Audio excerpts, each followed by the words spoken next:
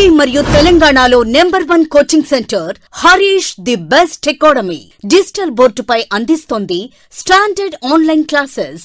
Harish academy 10వ వార్షికోత్సవం సందర్భంగా అన్ని ఆన్లైన్ కోర్సులపై అందిస్తోంది భారీ discount.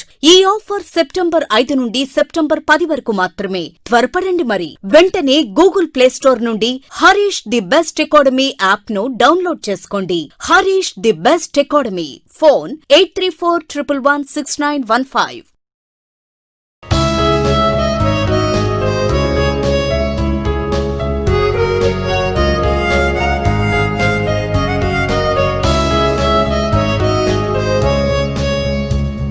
Hi friends, welcome to Harish academy.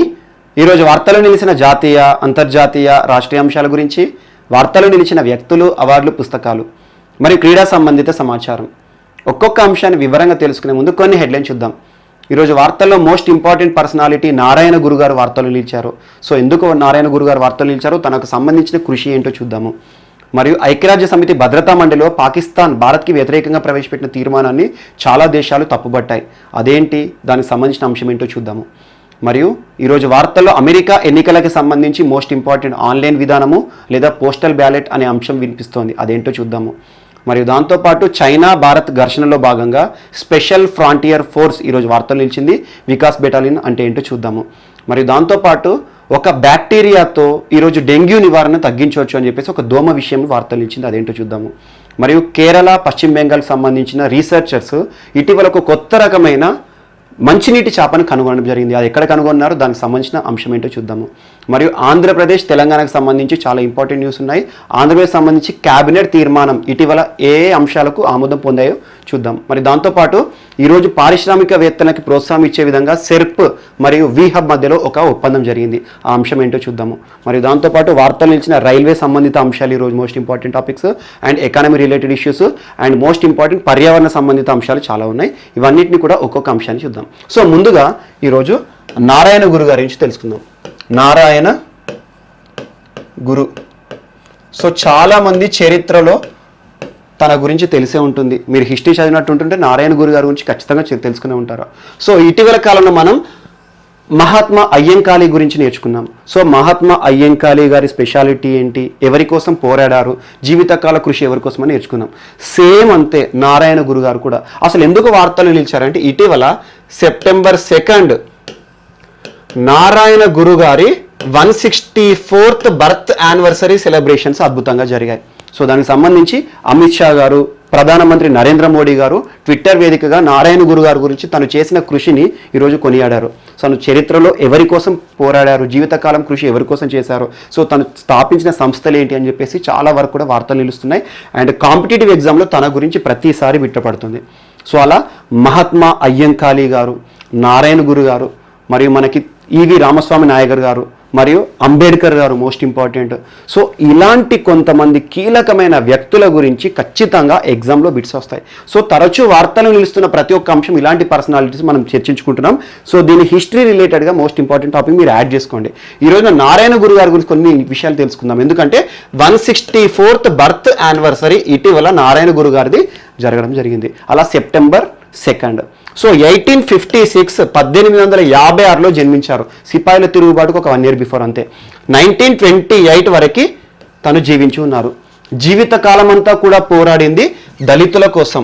So దళితుల కోసం తన జీవితాన్ని అంతా కూడా ఏ రకంగా దళితుల్లో సమానత్వం తీసుకురావాలి, అసలు దళితులు ఎందుకు వివక్ష ఎదుర్కొంటున్నారు, అసలు ఎందుకు దళితులు అందరితో సమానం కాదు అని చెప్పేసి చాలా విషయాల వరకు కూడా తను పోరాడాడు. సో ఇతను ఎక్కడ జన్మించాడంటే కేరళ ప్రాంతంలో జన్మించాడు. కేరళ. సో కేరళలో జన్మించాడు. అతను ఏ కులంలో జన్మించాడంటే ఎజవా కులం అంటారు. ఎజవా కులం అంటారు కేరళలో.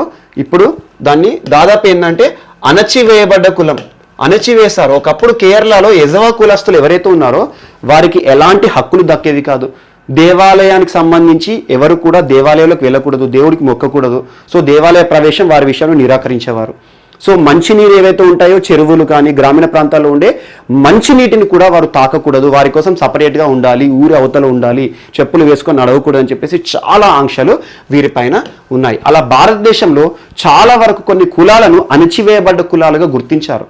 సో అలా దళితులు అని చెప్పేసి వీరికి ఎలాంటి అవకాశాలు ఇవ్వకపోయేసరికి వారి కోసం జీవితాంతం కూడా పోరాడారు నారాయణ గురు గారు. సో తను one caste, one religion, one God అనే ఇతివృత్తంతో చాలా పోరాడాడు. అంటే ఒక్కడే దేవుడు ఉండాలి, ఒక్కటే కులం ఉండాలి, మరియు ఒక్కటే మతం ఉండాలి. ఒకే మతం, ఒకే కులం, ఒకే దేవుడు అనే సిద్ధాంతం ఆధారంగా జీవితాంతం పోరాడారు. తను అరవీపురం పోరాటం అంటారు చూడండి, మనకు చరిత్రలో అరవీపురం పోరాటము ఎవరి కోసం సంబంధించింది అలా అంటారు. ఎజవా కులస్తుల కోసం. ఎజవా కులస్తులను కేరళలో అవర్ణగా గుర్తించారు. అవర్ణ అంటే ఏంటంటే వారిని అన్ని విషయాల్లో కూడా తక్కువ జాతిగా చూసేవాళ్ళు అన్నట్టు, అవర్ణగా చూశారు. అందుకోసం వారి కోసం అందరితో సమానంగా హక్కులు ఇవ్వాలని చెప్పేసి దళితులకి సమాన హక్కులపై పోరాడిన ఒక అద్భుతమైన నాయకుడు జీవితకాలం పోరాడాడు. వారి కోసం ఒక పబ్లికేషన్, ఒక పుస్తకాన్ని కూడా రాశాడు. తన గురించి చాలాసార్లు అడిగాడు. ఆత్మోపదేశ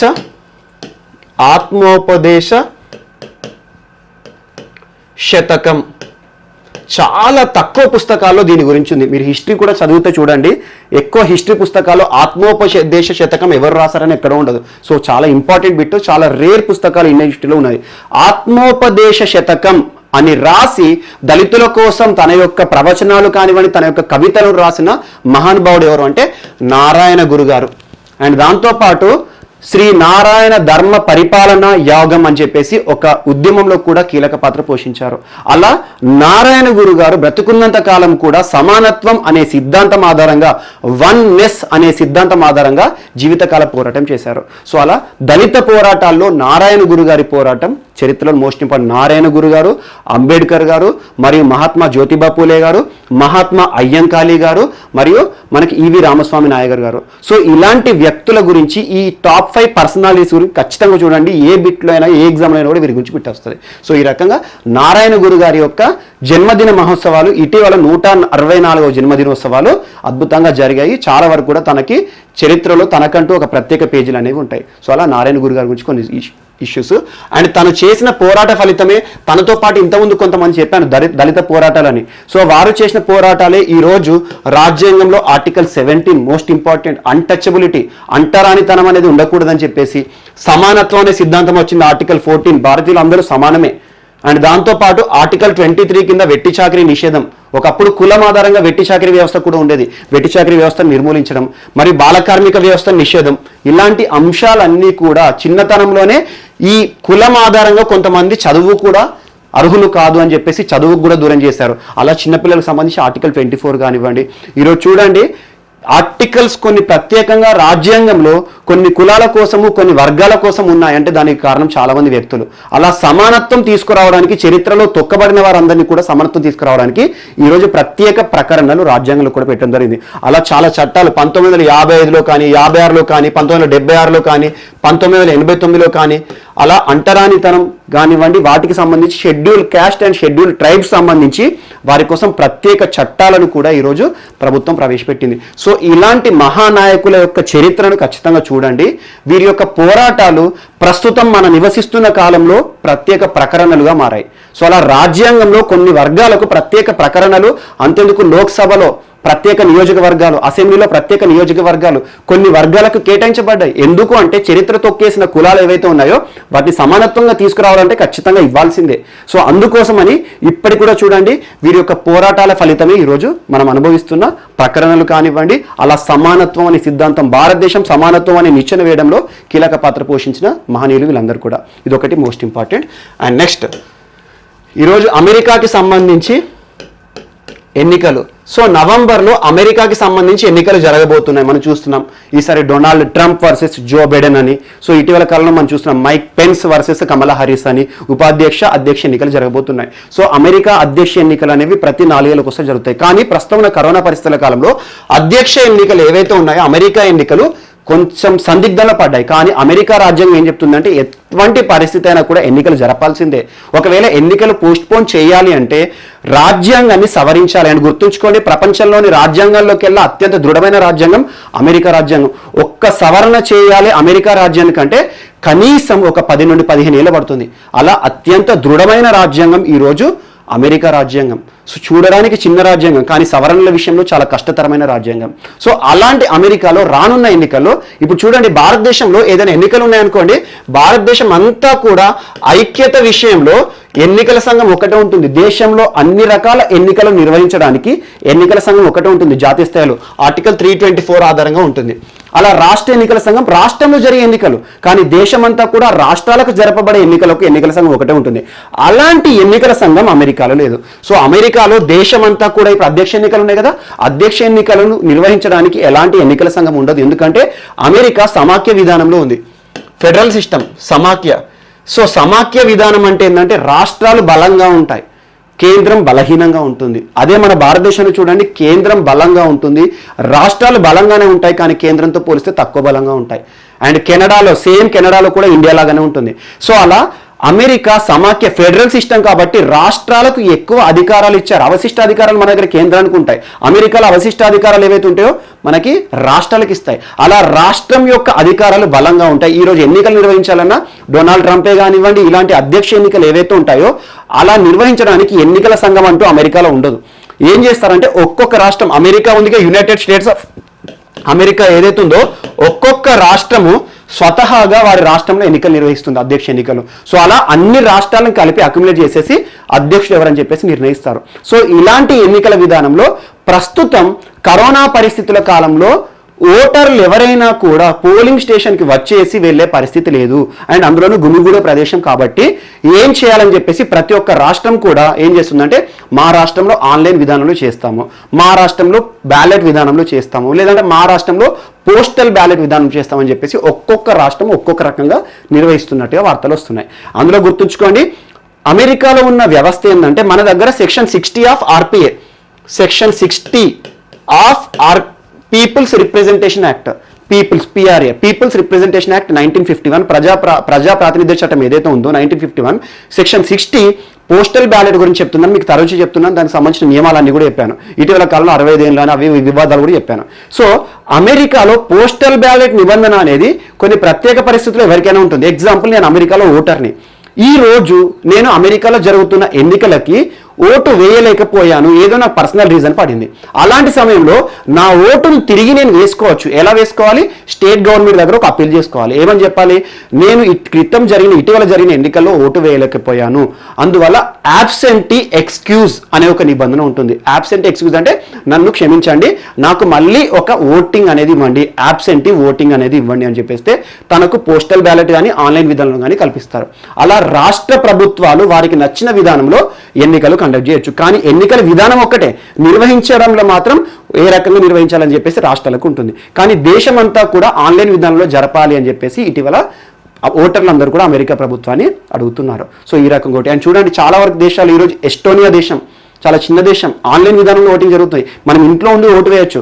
భారతదేశంలో కూడా ఆన్లైన్ విధానంలో ఓటింగ్ జరగాలని చెప్పేసి చాలా సార్లు జరిగింది, సంస్కరణలు జరుగుతున్నాయి, కానీ అమల్లోకి రావట్లేదు. ఎన్నికల సంఘం ఇటీవల మద్రాస్ ఐఐటితో ఒక ఒప్పందం చేసుకుంది. ఆన్లైన్ విధానంలో ఏ రకంగా చేయొచ్చు, ఎలాంటి పరిస్థితులు భారతదేశంలో ఉన్నాయి, ఆన్లైన్ విధానం చేస్తే ఏమైనా అక్రమాలు జరుగుతాయా, లాబింగ్ జరుగుతుందా, రిగ్గింగ్ జరుగుతుందా, ఇలాంటి అంశాలు చూస్తున్నారు.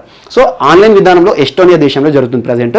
సో అమెరికాలో ఈసారి మొత్తం ఆన్లైన్ విధానంలోనే జరగాలి, లేకపోతే ప్రతి ఒక్కరికి పోస్టల్ బ్యాలెట్ అనేది ఇవ్వాలి అని చెప్పేసి. అండ్ ఇటీవల మన భారతదేశం చూడ, పోస్టల్ బ్యాలెట్ ఇచ్చినా కూడా మనం ఏదైతే ఉందో ఎన్నికల సంఘానికి పంపాలి. సో అలా మనకు ఎన్నికల సంఘం ఉన్నట్టు అమెరికాలో ఎన్నికల సంఘం దేశమంతా నియంత్రణ చేసి ఎన్నికల సంఘం లేదు. రాష్ట్రాలు బలంగా ఉంటాయి కాబట్టి ఏ రాష్ట్ర ప్రభుత్వం అయినా కూడా వారికి నచ్చిన విధంగా చేస్తాయి. సో అలా దేశమంతా ఎన్నికలు నిర్వహించే తేదీన రాష్ట్ర ప్రభుత్వాలు నిర్వహిస్తాయి. ఈ రకంగా ఉంటుంది. సో అదొకటి కూడా ఈరోజు వార్తలు నిలిచింది. అండ్ నెక్స్ట్ ఎన్నికలకు సంబంధించి ఇంకొక అంశం ఏంటంటే, యోషిహిదే సుగా ఇటీవల వార్తలో నిలిచిన వ్యక్తి. జస్ట్ యాడ్ చేసుకున్న పాయింట్, నిన్న క్లాస్లో నేను చెప్తానని మర్చిపోయాను. సో యోషిహిదే సుగా అనే వ్యక్తి ఇటీవల వార్తలు నిలిచారు. తను ఎవరంటే, ఇటీవల జపాన్ ప్రధాని షింజో అబే గారు రాజీనామా అని చెప్పేసి మనం నేర్చుకున్నాం. సో తన స్థానంలో ప్రధాని పదవిలోకి వచ్చే అవకాశాలు యోషిహిదే సుగా అనే వ్యక్తికి పుష్కలంగా ఉన్నాయని చెప్పేసి చాలా వార్తాపత్రికలు చెప్పాయి. సో జపాన్కి కాబోయే ప్రధానిగా తనను మనం గుర్తుంచుకోవచ్చు. అన్ని సజావుగా జరిగితే ఇతనికి 99% ఇప్పుడు ఛాన్సెస్ ఉన్నాయి. యోషిహిదే సుగా అనే వ్యక్తి జపాన్కి నెక్స్ట్ కాబోయే ప్రధాని 99.9%. సో అదొకటి కూడా వార్తలు ఇచ్చింది. ఎందుకంటే తను ప్రస్తుతం ఉన్న షింజో అబేకి చాలా ఆప్తుడు, మరియు సన్నిహితుడు, ప్రభుత్వ కార్యదర్శి ఆల్రెడీ పనిచేస్తున్నాడు, ఆర్థిక రంగంలో కీలకమైన వ్యక్తి, అన్ని రకాలుగా కూడా మోస్ట్ ఎలిజిబుల్ కాబట్టి తనని ప్రభుత్వం చూస్తుంది. తను నెక్స్ట్ ప్రధాని అన్నట్టుగా యోషిహిదే సుగా నెక్స్ట్ జపాన్కి రాబోయే ప్రధానిగాని నేర్చుకోవచ్చు. ఇది ఒకటి కూడా important. And next, so Gujarat రాష్ట్ర ప్రభుత్వం విజయ్ రూపానీ గారు ప్రస్తుతం గుజరాత్ రాష్ట్ర ముఖ్యమంత్రిగా ఉన్నారు. సో ఈ గుజరాత్ రాష్ట్ర ప్రభుత్వం ఇటీవల ఎమ్మెల్యేలకు ఇచ్చే జీతాలు ఏవైతే ఉంటాయో ఎమ్మెల్యేకి ఇచ్చే జీతాలలో కోతలు విధిస్తోంది ఆల్రెడీ. ఎందుకంటే ప్రస్తుతం కరోనా పరిస్థితుల కాలంలో చాలా రాష్ట్ర ప్రభుత్వాలు కూడా ప్రభుత్వ ఉద్యోగులకు ఇచ్చే జీతాల్లో డెఫర్మెంట్ ఇచ్చాయి. తెలంగాణ లాంటి రాష్ట్ర ప్రభుత్వం, కొన్ని రాష్ట్రాలు ఎగ్జాంపుల్ భారతదేశంలో జీఎస్టీపై సెస్ విధించిన ఏకైక రాష్ట్రం ఏది అంటారు? కేరళ. కానీ ప్రస్తుతం ఉన్న కరోనా విపత్తు గురించి కాదు, కేరళలో 2018లో భారీ వరదలు వచ్చినాయి. ఆ వరదల నుండి ఆర్థిక రంగంలో మళ్ళీ రాష్ట్ర ప్రభుత్వం ముందుకు రావాలి కాబట్టి జీఎస్టీ పైన సెస్ విధించింది. జీఎస్టీ అంటే ఏంటి, సెస్ అంటే ఏంటి, ఇలాంటి అంశాలన్నీ మీకు తెలిసే ఉంటాయి. సో జీఎస్టీ పైన సెస్ విధించిన ఏకైక రాష్ట్రం కేరళ. అలా విపత్తును ఎదుర్కోవడానికి ఒక్కొక్క రాష్ట్ర ప్రభుత్వం ఒక్కొక్క రకంగా వస్తుంది. అంతేందుకు చూడండి, ఇటీవల కాలంలో కరోనా పరంగా ఆర్థిక రంగం అంతా కూడా కుదలేంది కాబట్టి జాతీయ స్థాయిలో ఎంపీలకి ఇవ్వాల్సిన ఎంపీ ల్యాడ్స్ ఉంటాయి కదా, అలా ఎంపీ ల్యాడ్స్ విషయంలో కూడా కోత విధించడం జరిగింది. అండ్ రాష్ట్రపతి కూడా తనకు వచ్చే జీతం ఏదైతే అందులో కూడా కొంత శాతం కోత అనేది విధించుకున్నాడు స్వతహాగా. ఎందుకంటే రాష్ట్రపతి జీతం ఎప్పుడు ఆర్థిక అత్యవసర పరిస్థితిలో కూడా కోత ఉండకూడదు. ఆర్టికల్ 360 విధించినా కూడా కోత ఉండదు, కానీ తను స్వతహాగా ఇవ్వడం జరిగింది. సో ప్రస్తుతం ఉన్న పరిస్థితుల్లో కరోనా పరిస్థితుల కాలంలో ఏప్రిల్ 2020 నుండి గుజరాత్ ఎమ్మెల్యేల విషయంలో జీతాల కోత విధించింది. దానికోసం గుజరాత్ ప్రభుత్వం ఏం చేసిందంటే ఆర్డినెన్స్ తీసుకొచ్చింది. ఆర్డినెన్స్ అంటే తాత్కాలిక చట్టం.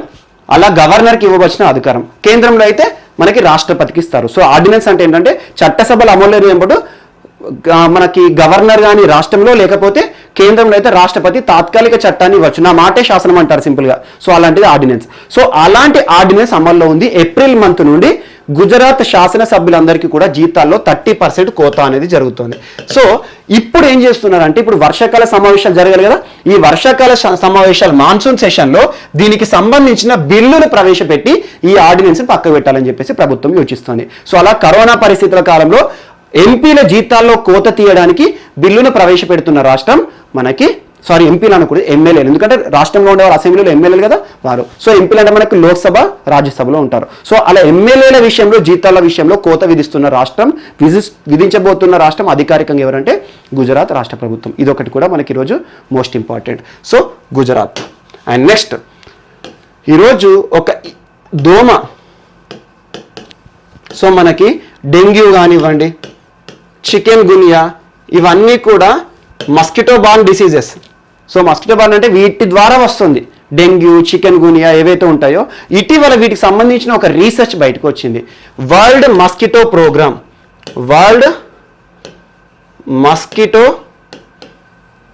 ప్రోగ్రాంలో భాగంగా వాల్ బ్యాచియా అనే బ్యాక్టీరియా వార్తల్లో నిలిచింది. వాల్ బ్యాచియా మనకు తెలుసు, డెంగ్యూకి కానీ చికెన్ గునియాకి కానీ కారణమైన దోమ ఏంటంటే అడిస్ ఈజిప్టి.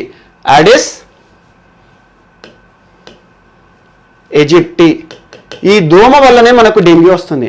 సో ఈ బ్యాక్టీరియా ఏంటంటే దాదాపు ఇన్సెక్టిసైడ్స్ ఏవైతే ఉంటాయో, చిన్న చిన్న క్రిమి కీటకాలు ఏవైతే ఉంటాయో, దాదాపు భూమిపై కనిపించే 60% ఇన్సెక్ట్స్లో ఈ బ్యాక్టీరియా ఉంటుంది.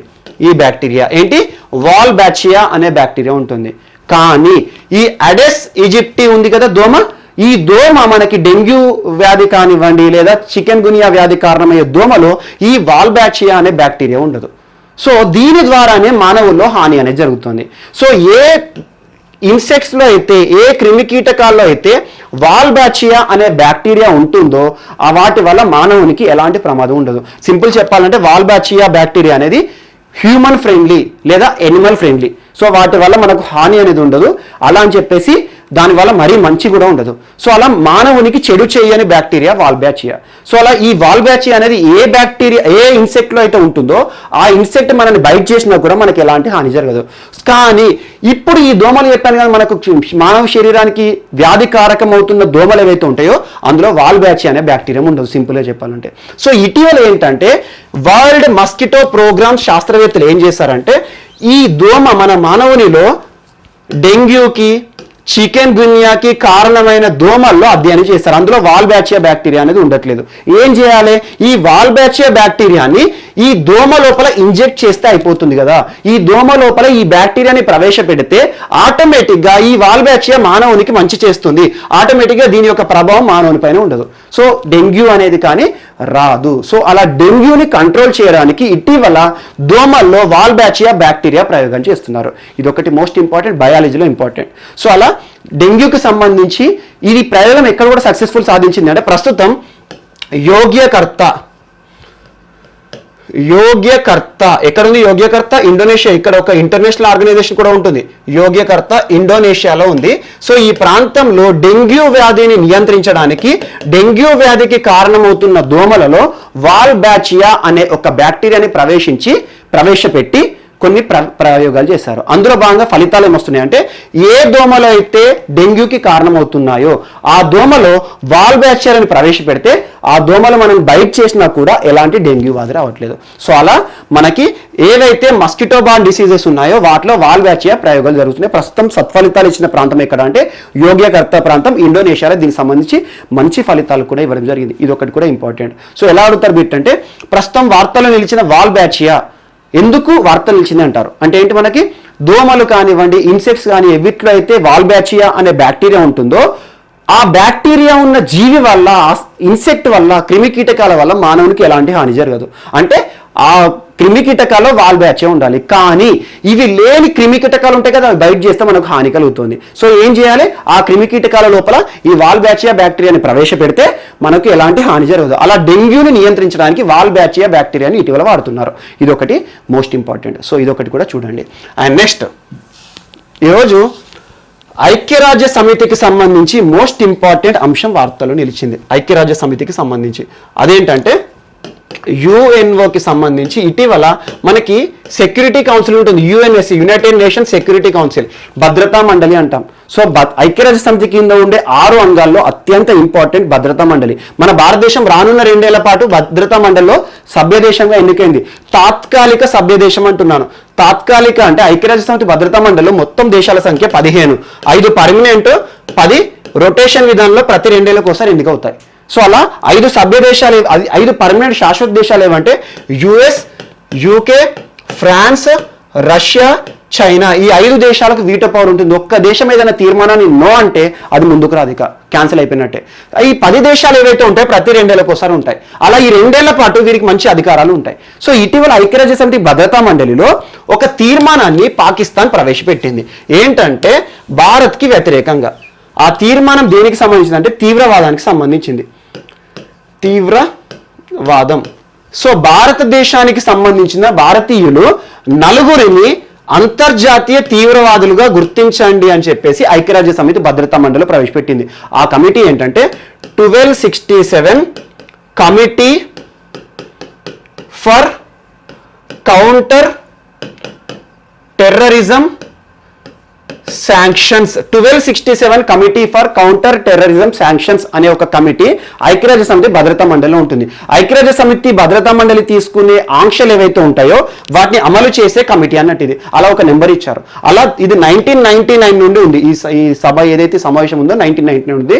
ఆ 1267 committee for counter terrorism sanction కి ఇటీవల పాకిస్తాన్ ఒక తీర్మానాన్ని, ఒక నివేదికని ఇచ్చింది. ఏంటంటే భారతదేశానికి సంబంధించిన 4 వ్యక్తులు ఆఫ్ఘనిస్తాన్లో తీవ్రవాద కార్యకలాపాలు చేస్తున్నారు అని చెప్పేసి వాళ్ళు స్టార్ట్ చేసిన ఒక సొసైటీ పేరు కూడా చెప్పింది. Indian terror transit or Indian terror syndicate అని చెప్పేసి ఒక సొసైటీని ఏర్పాటు చేశారు. ఇండియన్ టెర్రర్ సిండికేట్ అని చెప్పేసి ఒక సొసైటీని ఏర్పాటు చేసి తీవ్రవాద కార్యకలాపాలకు పాల్పడుతున్నారు. సో అలాంటి ఈ 4 వ్యక్తులను కూడా, ఆఫ్ఘనిస్తాన్ కేంద్రంగా ఉన్న ఈ 4 వ్యక్తులను కూడా అంతర్జాతీయ తీవ్రవాదులుగా గుర్తించండి అని చెప్పేసి పాకిస్తాన్ ప్రవేశపెట్టింది. అండ్ చూడండి, తరచూ పాకిస్తాన్ యుఎన్ఓను ఆశ్రయిస్తోంది. ఎందుకు? భారత్కి వ్యతిరేకంగా భారత్పై కొన్ని ఆంక్షలు వేయమని. ఎందుకు అంటే తరచూ చూస్తున్నాం మనం ఆర్టికల్ 370 విషయంలో ఐక్యరాజ్య సమితి దగ్గరికి పోయింది. కొన్ని విషయంలో మనకి ఇండస్ వాటర్ ట్రీటీ విషయంలో కూడా పాకిస్తాన్ ఐక్యరాజ్య సమితికి పోవడము, అండ్ దాంతోపాటు జమ్మూ కాశ్మీర్ విషయంలో ఇప్పటి వరకు కూడా ఐక్యరాజ్య సమితి తరచూ తలుపులు తట్టుతూనే ఉంటుంది. ఎందుకు అంటే ప్రస్తుతం భారతదేశానికి సంబంధించి కొన్ని విషయాల్లో పాకిస్తాన్కి ఏమాత్రం కూడా ఒప్పుకోదు. అలా ఆర్టికల్ 370 తీసేయగానే, రిపీల్ చేయగానే రాజ్యాంగం నుండి ఐక్యరాజ్య సమితికి పోయేసి లెటర్ పెట్టారు, యుఎన్ఓకి వెళ్ళారు. కానీ వారు యుఎన్ఓకి వెళ్ళినా ఏ దేశానికి వెళ్ళినా కూడా భారతదేశము మన సార్వభౌమ లక్షణాల భాగంగా రాజ్యాంగంలో ఉంది ఆర్టికల్ 370. మరి రాజ్యాంగం అధికారం ఎవరికి ఉంటుంది? భారతదేశానికి ఉంటుంది. సో అలాంటి నిబంధనలు ఏ దేశాన్ని ఆశ్రయించినా కూడా పాకిస్తాన్ మద్దతు ఇవ్వవు. సో వాళ్ళకి అలాంటి పరిస్థితిలో కావాల్సింది యుఎన్ఓ కాదు, ఈఎన్ఓ. ఎందుకంటే వాళ్ళ కడుపు మంటకు అలా పోతున్నారు ఈఎన్ఓ. సో ఈ రకంగా ఐక్యరాజ్య సమితికి సంబంధించి ఇటీవల కాలంలో తీవ్రవాదులుగా గుర్తించండి భారతీయ వ్యక్తులను అని చెప్పేసి ఆఫ్ఘనిస్తాన్ కేంద్రంగా వాళ్ళు తీవ్రవాద కార్యకలాపాలు చేస్తున్నారు అని చెప్పేసి ఒక తీర్మానాన్ని ప్రవేశపెడితే చైనా తప్పిస్తే వేరే ఐక్యరాజ్య సమితి భద్రతా మండలిలో ఏ దేశం కూడా ఆ తీర్మానాన్ని మద్దతించలే. అండ్ కొన్ని దేశాలు పాకిస్తాన్ని ప్రశ్నించినాయి, వ్యతిరేకంగా చెప్పినాయి. ఆ దేశాలు ఏంటంటే US, UK, France, Belgium, Germany. ఈ బెల్జియం, జర్మనీ రెండు కూడా తాత్కాలిక సభ్య దేశాలు. ఈ మూడు దేశాలు కూడా శాశ్వత సభ్య దేశాలు. ఈ దేశాలు ఏమన్నాయంటే పాకిస్తాన్ని, మీరు ఎందుకు అస్తమానం భారత్ పైన ఇలాంటి అంశాలపైన ప్రవేశపెడుతున్నారు? సో భారత్కి వ్యతిరేకంగా మీరు ప్రవేశపెట్టే తీర్మానాన్ని మేము ఎంత మాత్రము కూడా ఒప్పుకోము అని చెప్పేసి ఒక అంశాన్ని కూడా చెప్పారు. ఇది ఒకటి కూడా ఇంపార్టెంట్. ఇటీవల భారత్కి సంబంధించిన నలుగురిని, ఆఫ్ఘనిస్తాన్ కేంద్రంగా ఉన్న నలుగురిని తీవ్రవాదులుగా గుర్తించమని పాకిస్తాన్ యుఎన్ఓ భద్రతా మండలికి పోతే భద్రతా మండలికి సంబంధించిన 1267 కమిటీ అనేది దాన్ని తిరస్కరించడం జరిగింది. ఇది ఒక్కటి విట్టు గుర్తుంచుకొని సరిపోతుంది. ఓకే, మీ ఒకవేళ మెయిన్స్ లాంటివి అలాంటివి ఏమంటే ఐక్యరాజ్య సమితికి సంబంధించి ఇంటర్నేషనల్ రిలేషన్స్లో భాగంగా దీనికి సంబంధించి అనాలిసిస్ 1267 అంటే ఏంటి, ఏ రకంగా దాన్ని అలా పిలుస్తారో అవన్నీ కూడా మనకు అక్కడ అవసరం. ఇది ఒకటి ఇంపార్టెంట్. అండ్ నెక్స్ట్, సో మన నెక్స్ట్ టాపిక్ వచ్చేసి స్పెషల్ ఫ్రాంటియర్ ఫోర్స్. ఇటీవల వార్తలు నిలిచిన ఒక బలగం. సో మనకు రక్షణ బలగాలు చాలా ఉంటాయి, చూస్తూ ఉంటాం, బిఎస్ఎఫ్, సిఆర్పిఎఫ్. అలా మన భారతదేశాన్ని రక్షణ కవచంలో కంటికి రెప్పలు కాపాడుతూ శత్రు దేశాలు బారిన పడకుండా రక్షణ బలగాలు ఉంటాయి. సో అందులో భాగంగా స్పెషల్ ఫ్రాంటియర్ ఫోర్స్ ఇటీవల తరచూ వార్తలు నిలుస్తుంది. దీన్ని ఏమంటారంటే వికాస్ బెటాలియన్ అంటారు. వికాస్ బెటాలియన్, దీనికి చాలా పేర్లు ఉంటాయి. Vikas battalion, special frontier force, మరియు దాంతోపాటు ఎస్టాబ్లిష్మెంట్ 22 అని, మరియు 22 ఫోర్స్ అని రకరకాల పేర్లు పిలుస్తారు. 22 అంటే ఏంటంటే దీనికి సంబంధించిన ఒక హిస్టరీ. దీనికి సంబంధించి first inspector general Sujoy Singh ఎవరైతే ఉన్నారో తనకు సంబంధించి యూరప్ చరిత్ర ఆధారంగా 22 మౌంటైన్ అని చెప్పేసి అదంతా ఉంటుంది, అవసరం లేదు. కాకపోతే దీని యొక్క సినోనిమ్ చూసుకోండి. స్పెషల్ ఫ్రాంటియర్ ఫోర్స్ అన్న, వికాస్ బెటాలియన్ అన్న, ఎస్టాబ్లిష్మెంట్ 22 అన్న, 22 ఫోర్స్ అన్న, ఏదన్నా ఒకటే. సో ఎందుకు ఇది తరచూ వార్తలు నిలుస్తుందంటే ప్రస్తుతం మనం భారత్కి చైనాకి మధ్యలో యుద్ధ వాతావరణం ఉంది. ఆ ప్రాంతం అంతా కూడా మనకు తెలిసి ఎక్కడ, ఈ లడక్ ప్రాంతంలోనే. లడక్ ప్రాంతం ఇటీవల పాంగ్యాంగ్ ప్రాంతం కానివ్వండి, అలా ఫింగర్ నేల్స్ ఏవైతే ఉంటాయో అలాంటి ప్రాంతం అంతా కూడా ప్రస్తుతం వివాదాస్పదం అవుతోంది. సో అలా చైనా బలగాలు, ఇండియా బలగాలు, అంతేందుకు ఇటీవల భారతదేశ ఆర్మీ చీఫ్ మనోజ్ ముకుంద్ నరవనే గారు 2 రోజుల పాటు లడక్ పర్యటన చేశారు. అక్కడ ప్రాంతం ఎలా ఉంది, అక్సాయ్ చిన్ ప్రాంతం ఏ రకంగా ఉంది, సో అలాంటి ప్రాంతంలో అక్కడ చైనా ఏమైనా అటాక్ చేసే అవకాశాలు ఉన్నాయా, అక్కడ ఉంటున్న సైనికాధికారులతో ఒక మీటింగ్ చేస్తున్నారు. సో అలా 2 రోజుల పాటు పర్యటన కూడా మనం చూస్తూ ఉన్నాం. సో చైనాకి భారత్కి సరిహద్దుగా ఉన్న లైన్ ఆఫ్ యాక్చువల్ కంట్రోల్ ఏదైతే ఉంటుందో, వాస్తవాధీన రేఖ, లైన్ ఆఫ్ యాక్చువల్ కంట్రోల్ వెంట రక్షణ చూసుకునే బలగమే ఈ స్పెషల్ ఫ్రాంటియర్ ఫోర్స్. ఇది ఎప్పుడు వచ్చింది అంటే 1962, 1962 మనకు Indo China war, Chinese aggression అంటాము. అప్పుడు చైనా చాలా బలమైన దేశం, ప్రపంచంలోనే బలమైన దేశం, ఇప్పటికి కూడా చాలా బలమైన దేశమే. కానీ కంపేర్ చేస్తే అప్పటికంటే కూడా ఇండియా చైనా విషయంలో బలంగా ఉంది. ఎక్కడ? సరిహద్దు వెంట. కారణం ఏంటంటే అప్పుడు లేని సైన్యం 1962 యుద్ధం అప్పుడు, ఆ అగ్రెషన్ అప్పుడు లేని సైన్యం ఇప్పుడు ఉండడం. సో అలా స్పెషల్ ఫ్రాంటియర్ ఫోర్స్ అనేది లడక్ ప్రాంతం, సౌత్ లడక్ ప్రాంతం కానివ్వండి, ప్రస్తుతం వివాదాస్పదం అవుతున్న లైన్ ఆఫ్ యాక్చువల్ కంట్రోల్ ప్రాంతంలో భారత్ కి సంబంధించిన భూభాగాన్ని చైనా ఆక్యుపై చేసుకోకుండా కంటికి రెప్పలా కాపాడే ఒక బలగాలు. సో అలా ఐటీబీపీ ఏదైతే ఉంటుందో, Indo Tibetan border police force కానివ్వండి, అలాంటిదే లైన్ ఆఫ్ యాక్చువల్ కంట్రోల్ పరిధిలో ఉండే ఆ సరిహద్దు ప్రాంతాన్ని రక్షణగా చూసుకునే ఒక బలగం మనకి వికాస్ బెటాలియన్ లేదా స్పెషల్ ఫ్రాంటియర్ ఫోర్స్. సో ఇదంతా కూడా ఆర్మీ అండర్ కంట్రోల్లో నేరుగా ఉండదు, ప్రత్యేకంగా ఉంటుంది మన క్యాబినెట్ సెక్రటరీకి సంబంధించి. కాకపోతే దీనికి సంబంధించిన విధి విధానాలు కానీ గైడెన్స్ కానీ నియంత్రించేదంతా కూడా ఆర్మీ పరిధిలో ఉంటుంది. దీనికి సపరేట్గా ఇన్స్పెక్టర్ జనరల్ కూడా ఉంటారు. సో అలా ఇదొకటి కూడా ఒక పోలీస్ ఫోర్స్ లేదా ఒక రక్షణ బలగం. అలా ఆర్మీకి సంబంధించిన ఇందులో మహిళలు కూడా ప్రాతినిధ్యం ఉంటారు. సో అలా స్పెషల్ ఫ్రాంటియర్ ఫోర్స్ అనేది ఇటీవల వార్తలు నిలిచింది.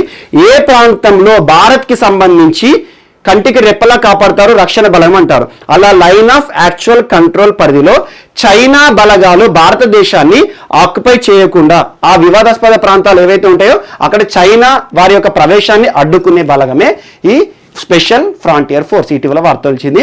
అండ్ 2 days పాటు మనోజ్ ముకుంద్ నరవణే గారు ప్రస్తుతం ఆర్మీ చీఫ్ గారు ఆ లడక్ ప్రాంతం ఏదైతే ఉంటుందో చైనాకి భారత్కి మధ్యలో వివాదాస్పదమైన మొత్తం ప్రాంతాన్ని కూడా పర్యవేక్షణ చేయడానికి ఒక పర్యటన చేస్తున్నారు. అండ్ అక్కడ చూడండి, రెగ్యులర్గా మనం టీవీలో వార్తలు చూస్తున్నాం, చినూక్ హెలికాప్టర్లు, ఇలా యుద్ధ రంగంలో ఉపయోగపడే హెలికాప్టర్లు అన్నిటి కూడా అక్కడ భారత ప్రభుత్వం ఇప్పుడు మోహరించింది. And at the same time Arunachal Pradesh ప్రాంతంలో ఉన్న వివాదాస్పద ప్రాంతాల్లో కూడా చైనా నుండి తట్టుకోవడానికి ముందు జాగ్రత్తగా మన బలగాలన్నీ కూడా అక్కడ ప్రస్తుతం తిష్టవేస్తాయి. ఇదొకటి కూడా మోస్ట్ ఇంపార్టెంట్. అండ్ నెక్స్ట్, ఈరోజు చైనాతో జరుగుతున్న ఘర్షణలో భాగంగా ఇంకొక అంశం కూడా వార్తలు మనం తరచూ చూస్తున్నాం. చైనాతో జరుగుతున్న ఈ యుద్ధ వాతావరణ పరిస్థితిలో చైనాకి సంబంధించి ఆర్థిక పరంగా దెబ్బ కొట్టడానికి మనం యాప్ల పైన నిషేధం వేస్తున్నాం. మొదటి విడతగా యాప్లు, ఆ తర్వాత నిన్న కూడా చూసాం మనం 118 చైనాకి సంబంధించి మన భారత రక్షణ రంగానికి సంబంధించి శాంతి భద్రతల సమస్య తలెత్తుతుంది అని చెప్పేసి ఆంక్షలు విధించింది భారత ప్రభుత్వం. అందులో పబ్జీ లాంటివి ఉన్నాయని చెప్పాను. సో అలా చైనాకి సంబంధించి రైల్వేలో ఏ సంస్థ చైనాకి సంబంధించిన కంపెనీలు ఏమైనా ఉంటే వాటిని అన్నింటినీ కూడా భారత ప్రభుత్వం రద్దు చేస్తుంది. అంతేందుకు ఇటీవల కల్లా ఐపీఎల్ సంబంధించి అంతకుముందు వివో కంపెనీ అనే mobile smart phone company, so Vivo కూడా ఈ రోజు ఐపీఎల్ వైదొలగడానికి కొన్ని కారణాలు ఉన్నాయి. అది చైనీస్ కంపెనీ. సో ఈ రోజు ఒక పోర్ట్ వార్తలో నిలిచింది. పోర్ట్, సో మనకి ఈ గల్ఫ్ ఆఫ్ కచ్ ప్రాంతం అంటాం, గుజరాత్. మీరు చూడండి, భారతదేశంలో గుజరాత్ ప్రాంతంలోని గల్ఫ్ ఆఫ్ కచ్ ఏదైతే ఉంటుందో అక్కడ ఉన్న ముండ్రా అనే ఒక పోర్ట్, మండ్రా అంటారు లేకపోతే ముండ్రా అంటారు, మండ్రా. సో కండ్లా పోర్ట్ స్పెషల్ తెలుసు మీకు, పోర్ట్లలో చాలా డీపెస్ట్ పోర్ట్ అని అది చూస్తూ ఉంటారు. సో ముండ్రా పోర్ట్ ఏదైతే ఉంటుందో ఈ పోర్టు విషయంలో ఇటీవల ఒక వార్త మనం చూస్తున్నాం. అదేంటంటే ఈ పోర్ట్ ఒక ప్రైవేట్ భాగస్వామ్యంతో నడుస్తున్న ఒక పోర్ట్. సో అలా గుజరాత్ ప్రాంతంలో ఉంటుంది, గల్ఫ్ ఆఫ్ కచ్ ప్రాంతంలో తీరరేఖ వెంబడి ఉంటుంది.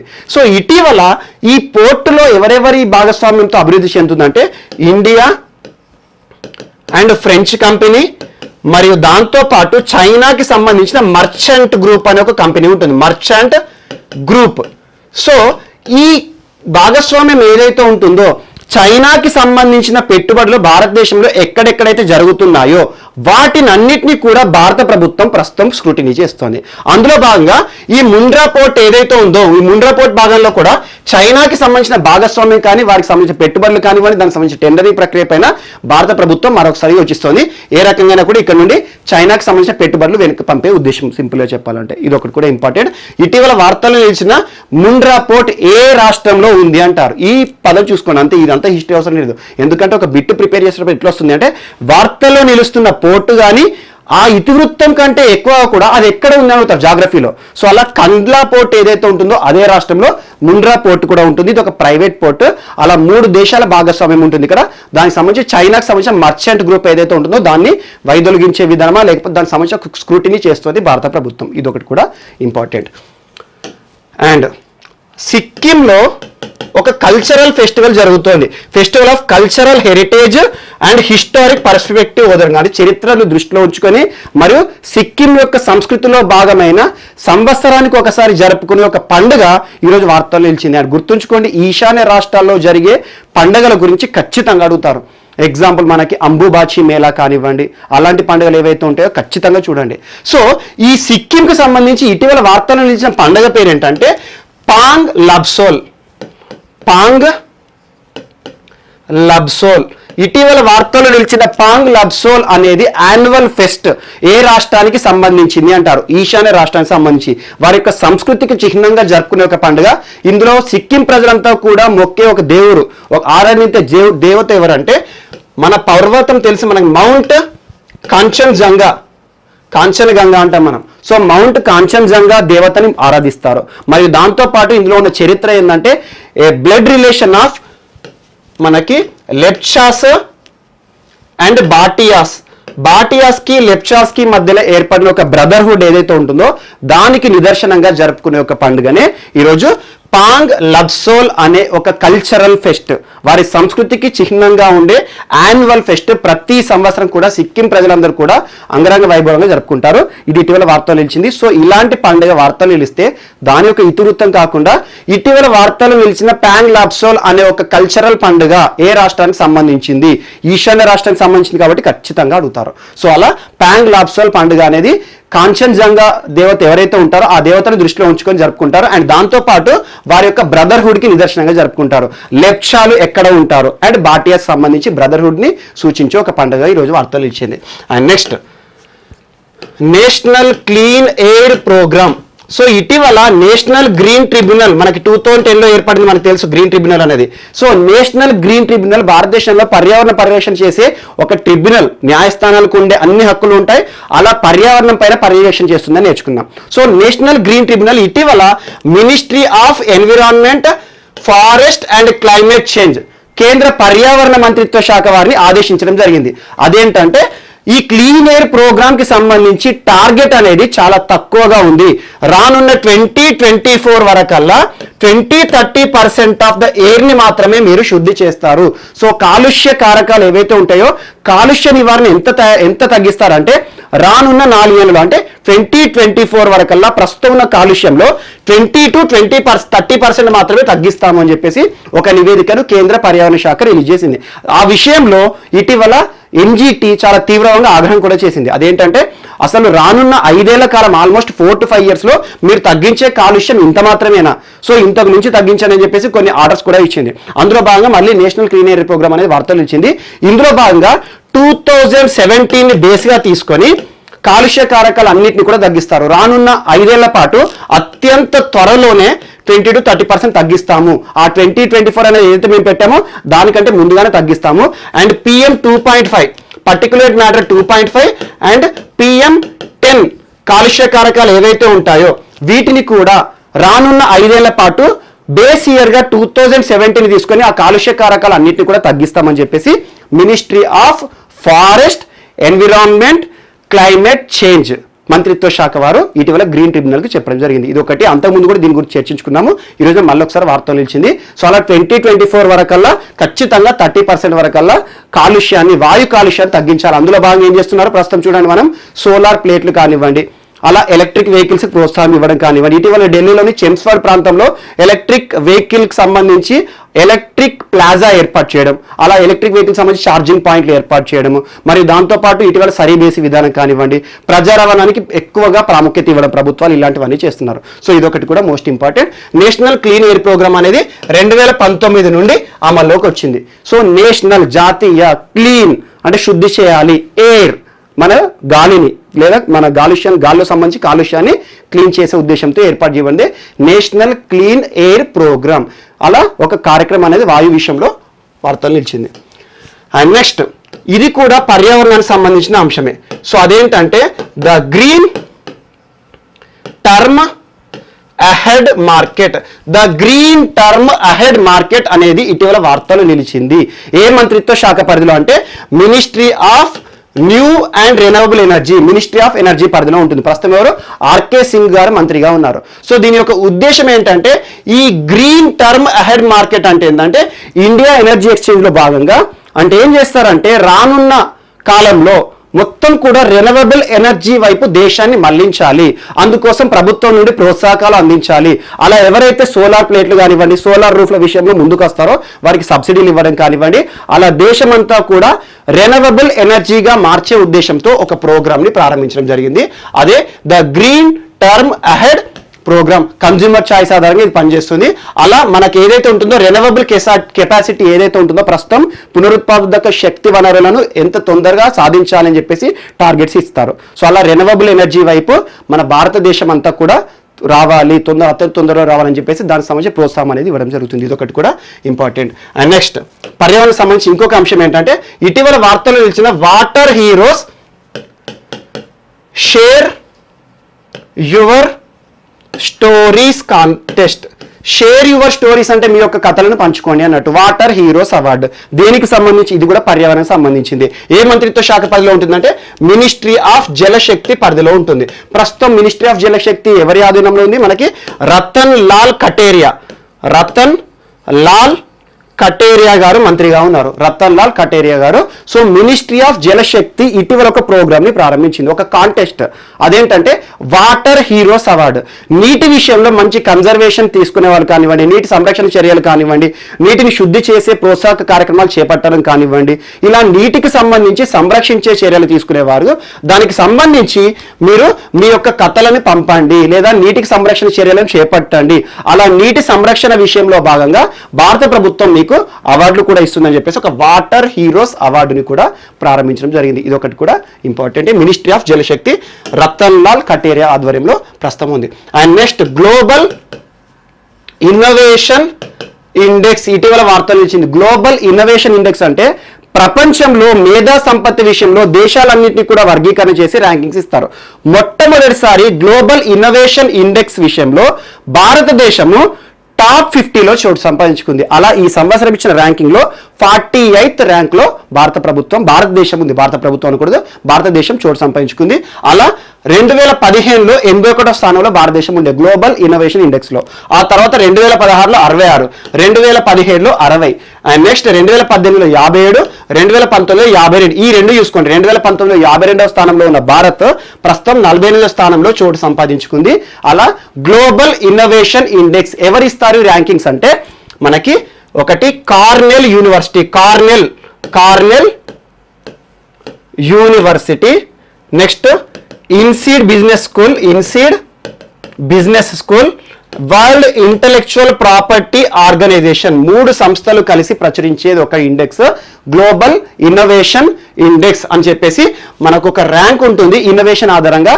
అలా 131 దేశాలను కండిషన్గా తీసేసుకొని 130 దేశాలను క్రైటీరియా తీసుకొని అందులో భారతదేశము టాప్ 50లో చోటు సంపాదించుకుంది. అలా లో income groups, middle income groups, లో మిడిల్ ఇన్కమ్ గ్రూప్స్ లో భారతదేశం అనేది ఉంటుంది. ఇందులో టాప్ ప్లేస్ లో ఎవరు ఉన్నారంటే స్విట్జర్లాండ్ చోటు సంపాదించుకుంది. Top place global innovation index ఈ ఇయర్ టాప్ ప్లేస్ లో ఎవరు ఉన్నారు అంటే మనకి స్విట్జర్లాండ్. సెకండ్ ప్లేస్ లో స్వీడన్ ఉంది. సో ఈ రకంగా థర్డ్ USA, UK, నెదర్లాండ్స్, అలా టాప్ 5 దేశాలు ఉండడం జరిగింది. అందులో ఇండియా యొక్క స్థానం 48 అండ్ ఇన్నోవేషన్ ఐడియాస్ ఆధారంగా భారతదేశం 15th ప్లేస్లో ఉంది. ఇది ఒకటి కూడా ఈరోజు ఇంపార్టెంట్. గ్లోబల్ ఇన్నోవేషన్ ఇండెక్స్ భారతదేశం స్థానం ఎంత అంటారు అంతే. టాప్ ప్లేస్లో ఎవరున్నారు? స్విట్జర్లాండ్. ఇది ఒకటి కూడా ఇంపార్టెంట్. అండ్ నెక్స్ట్ ఈరోజు రెడ్ బుల్ కి సంబంధించిన ఒక అంశం వార్తలు నిలిచింది. అండ్ ఇందాక మీకు చెప్పాను గ్లోబల్ ఇన్నోవేషన్ ఇండెక్స్ ఏదైతే ఉంటుందో మేధా సంపత్తి ఆధారంగా మరియు ప్రభుత్వం ఇచ్చే సౌకర్యాలు, ఆన్లైన్ విధానం కానివ్వండి, అలా ప్రభుత్వ పరిపాలన విషయంలో ఇలాంటి అంశాలు ఆధారంగా ఇస్తారు. సేమ్ అలాంటిది ఇంకొకటి కూడా ఉంది ప్రైవేట్ సంబంధించి. ఫార్చ్యూన్ ఇటీవల కొన్ని ర్యాంకింగ్స్ రిలీజ్ చేసింది 40 under 40 అని చెప్పేసి. అందులో 40 years లోపల యువ పారిశ్రామికవేత్తలకు సంబంధించి ఒక ర్యాంకింగ్స్ అనేది ఇవ్వడం జరిగింది. అలా 40లో చోటు సంపాదించుకున్న వాళ్ళు భారతదేశంలో చాలా ఉన్నాయి. అలా 40 under 40 ఫార్చ్యూన్ మ్యాగజైన్ ఆధారంగా మనకు కొన్ని అంశాలు ఉంటాయి. అందులో మోస్ట్ ఇంపార్టెంట్ సైన్స్ బ్యాక్గ్రౌండ్ నుండి అండ్ ఫైనాన్స్ బ్యాక్గ్రౌండ్ నుండి ఇలాంటి అంశాల ఆధారంగా కొన్ని ర్యాంకింగ్స్ హెల్త్ సెక్టర్ నుండి ఇస్తారు.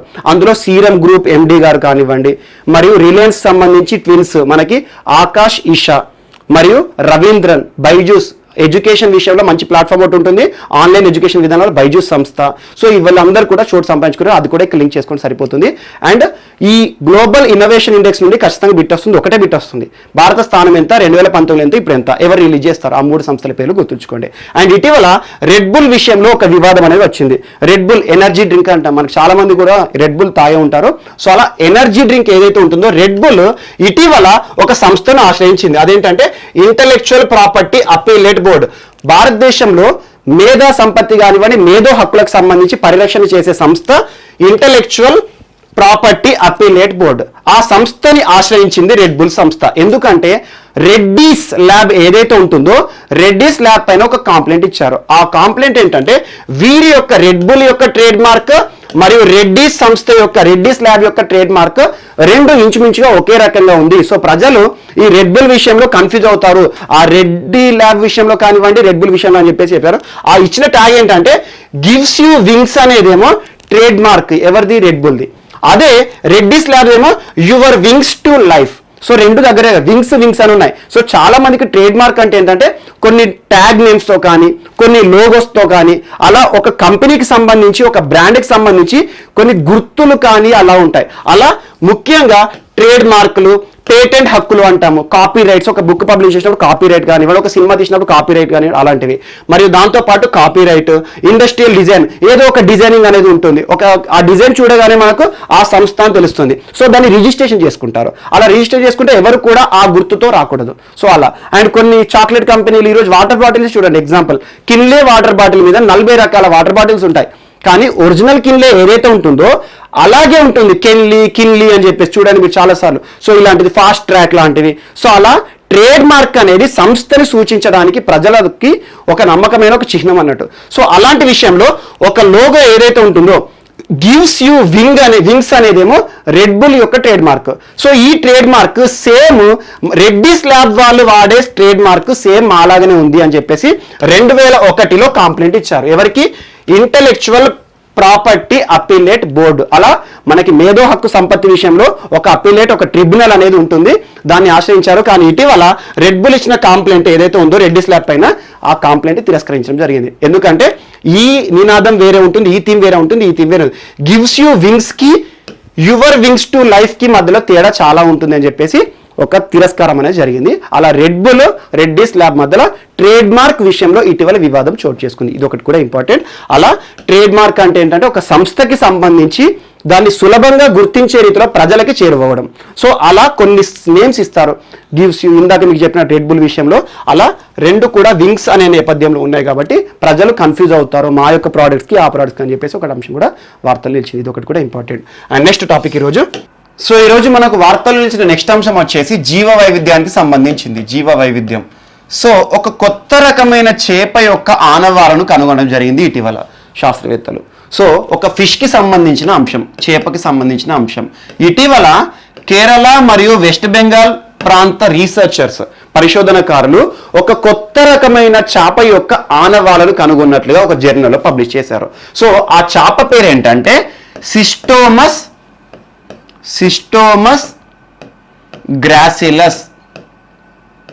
ఇటీవల వార్తలో నిలిచిన సిస్టోమస్ గ్రాసిలస్ ఏంటి? కప్పనా చేపనా అని అడుగుతారు.